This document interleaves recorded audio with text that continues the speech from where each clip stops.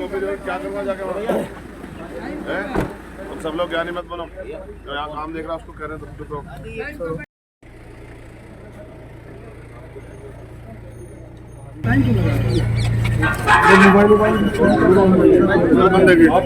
अरे होना यार यहाँ उधर जाना जी आप।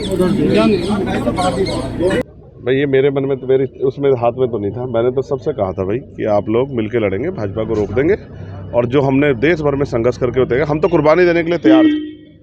उनको उनकी फसल के दाम मिले, आवारा पशुओं से किसानों को निजात मिले और कुटीर उद्योग लग के महिलाओं को, बहनों को घर में रोजगार मिले, अच्छे स्कूल कॉलेज यूनिवर्सिटियां बने जिससे कि बेटियों को भी पढ़ने के लिए आसान हो।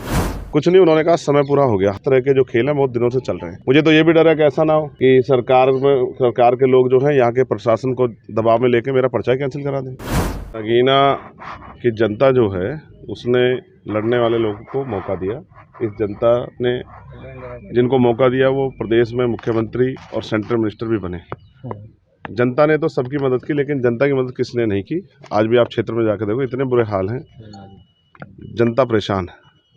आप कोई गांव ऐसा नहीं जिसमें 70% मकान ऐसे ना हो जिन पे प्लस्तर भी ना हो।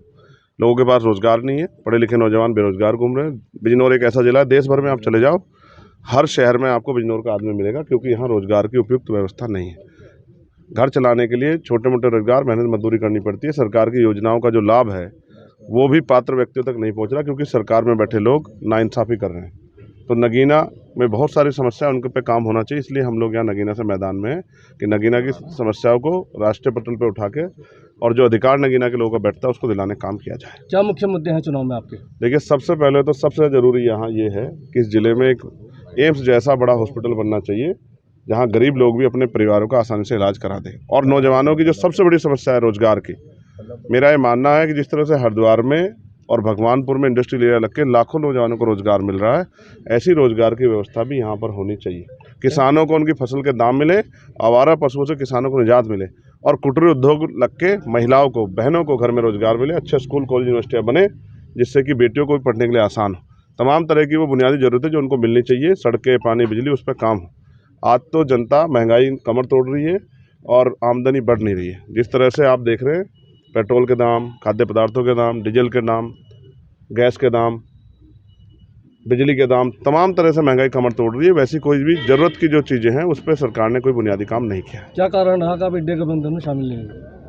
भाई ये मेरे मन में तो मेरी उसमें हाथ में तो नहीं था। मैंने तो सबसे कहा था भाई कि आप लोग मिलके लड़ेंगे, भाजपा को रोक देंगे और जो हमने देश भर में संघर्ष करके होते हैं हम तो कुर्बानी देने के लिए तैयार थे कि हम बहुत सारी सीटें लड़के नगीना में फोकस करके और जो आज देश बचाने की लड़ाई चल रही है उसमें सब लोगों का साथ देंगे।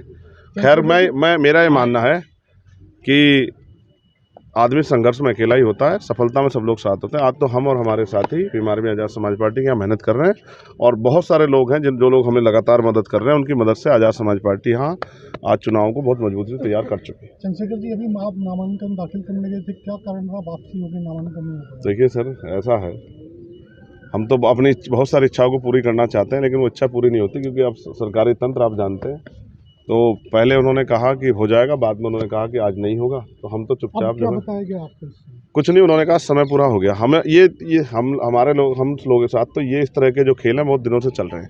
मुझे तो ये भी डर है कि ऐसा ना हो कि सरकार के लोग जो हैं यहाँ के प्रशासन को दबाव में लेके मेरा पर्चा कैंसिल करा दें। इस तरह की स्थिति पैदा हो सकती है। वैसे मैं वकील हूँ और सारी चीज़ों को निगरानी रख रहा हूँ। अगर कोई भी छेड़खानी होगी तो उसका मुंह तोड़ जवाब देने का हम काम करेंगे। मैं बस आपको आखिरी शब्दों में कहना चाहता हूँ कि यहाँ का जो इस क्षेत्र के जो कमज़ोर वर्ग के लोग हैं उन पर किसी भी तरह के जुर्म, जाति, अन्याय हम होने नहीं देंगे और जो धर्म और जाति के आधार पर अन्याय हो रहा है उसको राष्ट्रीय स्तर पर उसकी मुखालफत करके लोगों को एकजुट करने का काम करेंगे, भाईचारा बनाने का काम करेंगे। आज देश के संविधान खतरा है, ऐसे खतरे को से जनता में जो भय है उस भय से निकालने के लिए विश्वास पैदा करने का काम आज़ाद समाज पार्टी भीम आर्मी करेगी।